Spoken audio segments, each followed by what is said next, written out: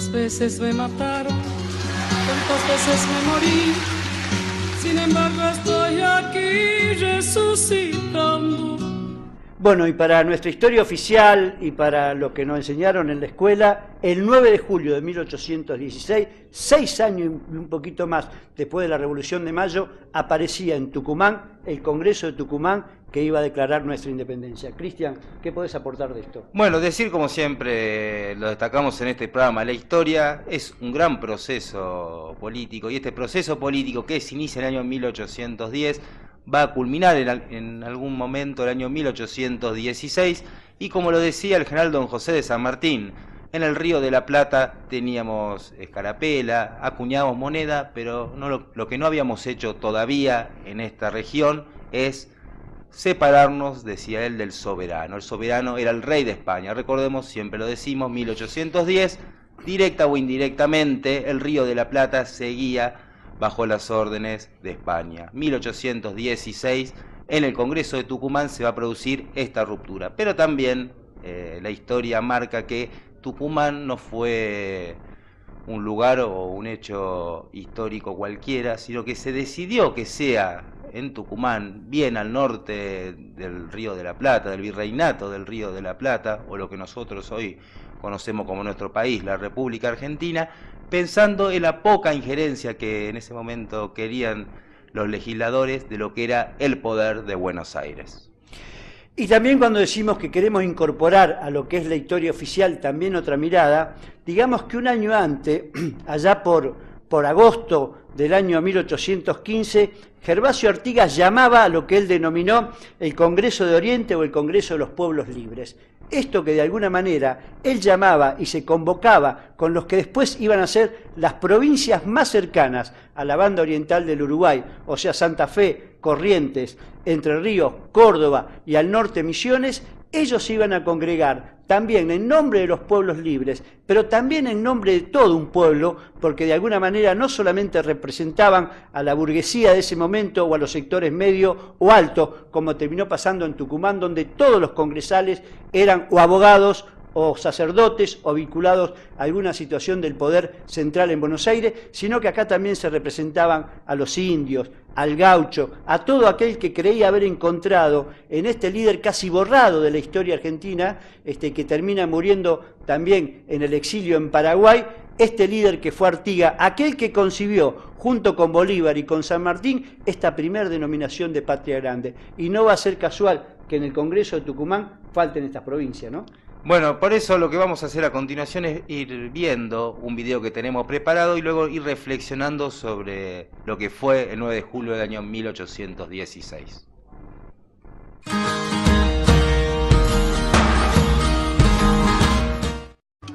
A fines de 1815, la situación de los revolucionarios era desesperada.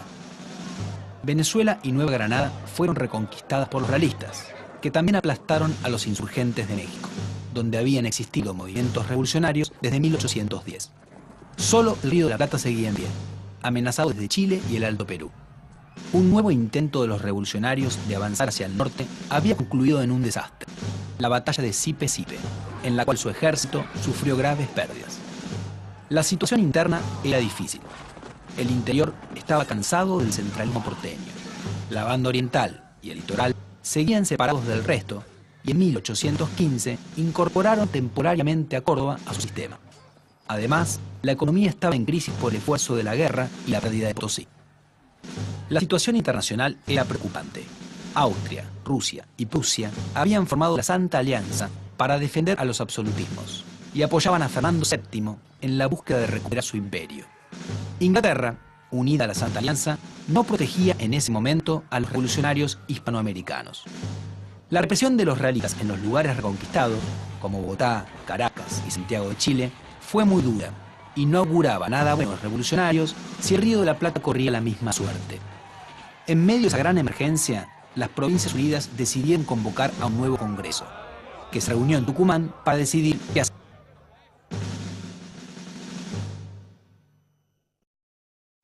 Estamos en 1816.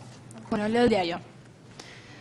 Rusia y Austria procuran crear un cuerpo militar europeo para luchar contra cualquier foco revolucionario. En México triunfan los realistas que fusilan al insurgente Morelos. Casi me quedan fuerzas rebeldes.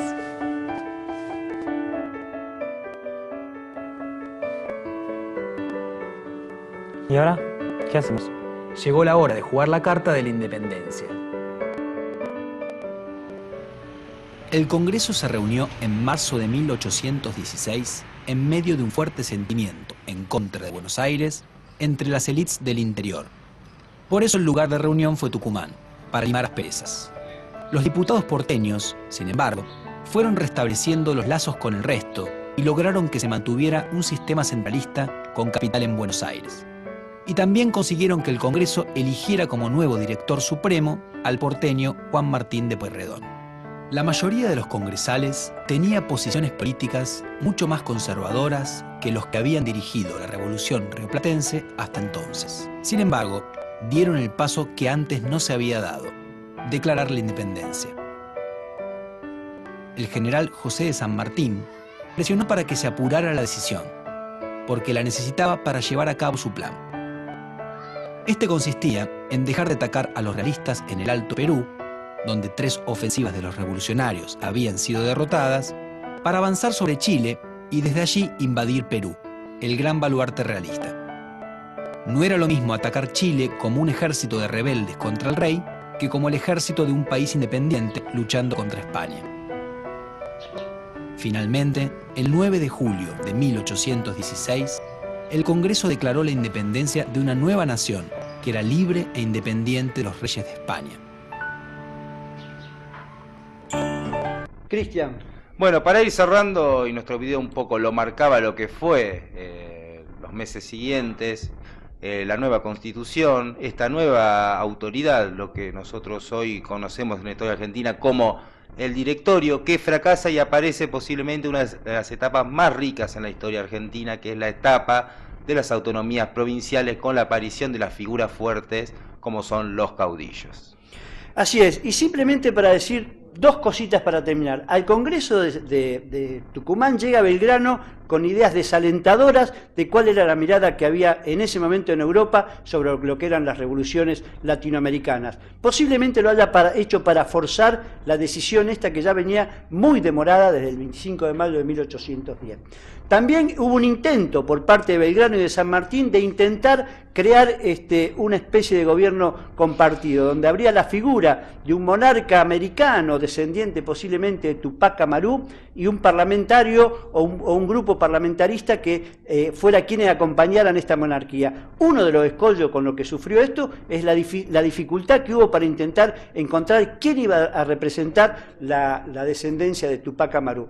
Y por último, más allá de esta actitud independentista que se forja también el 9 de julio de 1816, una de las cuestiones que quería San Martín en realidad triunfa desde su estrategia militar, que es atacar a los realistas desde el norte, esto es de pasar a Chile, de Chile a Lima y bajar y derrotar a los realistas en el norte, algo que venía siendo fracasado sistemáticamente por el ejército del norte argentino.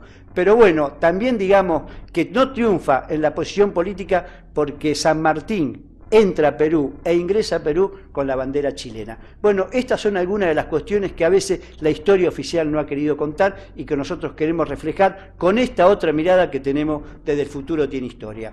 Esta fue nuestra mirada del 9 de julio. Vamos a tener después de esto el homenaje musical también con alguien que casualmente nació en 1935, un 9 de julio y en la provincia de Tucumán. Tantas veces me mataron, tantas veces me morí, sin embargo estoy aquí resucitando.